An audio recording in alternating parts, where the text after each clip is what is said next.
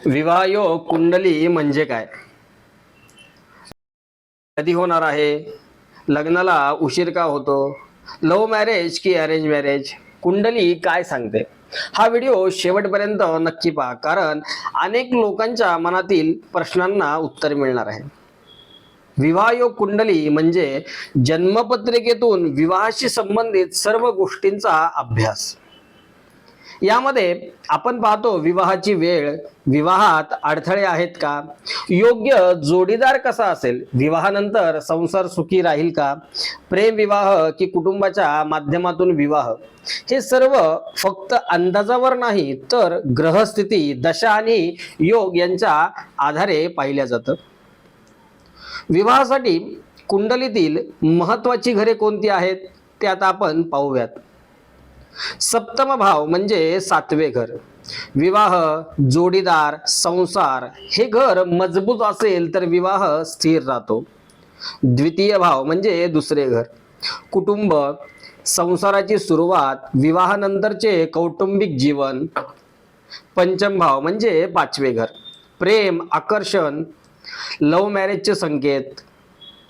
तसेच 11वा भाव म्हणजे 11वे घर. इच्छा पूर्ण होणे, विवाहाची इच्छा पूर्ण होईल का. 9वा भाव म्हणजे 9वे घर.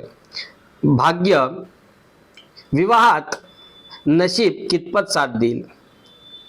खूप जणांचा नेहमीचा प्रश्न आहे, गुरुजी कुंडलीनुसार लव्ह मॅरेज करावं की अरेंज?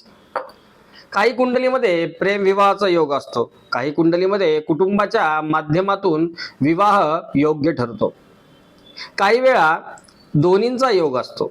पण हे ऐकून किंवा पाहून ठरवता येत नाही, ते फक्त कुंडली पाहिल्यानंतर स्पष्ट होतं. लग्नाला उशीर का होतो? अनेक जण म्हणतात वय झालं पण लग्न जमत नाही. याचं कारण कुंडलीत स्पष्ट दिसतं.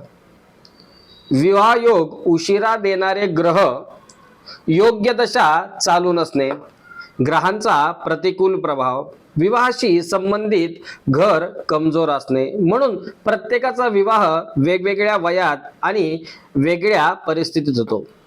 महत्वाची गोष्ट, विवाहाच्या बाबतीत एकच सल्ला सर्वांसाठी योग्य नसतो.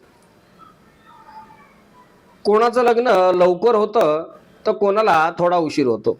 कोणासाठी प्रेम विवाह योग्य तर कोणासाठी अरेंज मॅरेज. हे सर्व फक्त आणि फक्त जन्मकुंडली पाहिल्यानंतरच सांगता येतं. आपणास व्हॉट्सअपवर आलेला विवाह योग कुंडलीचा मेसेज अचूक भरून पाठवा.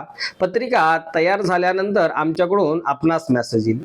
विवाह योग कुंडलीसाठी मार्गदर्शन हवे असल्यास आपण मला फोन किंवा व्हॉट्सअपवर प्रश्न पाठवू शकता.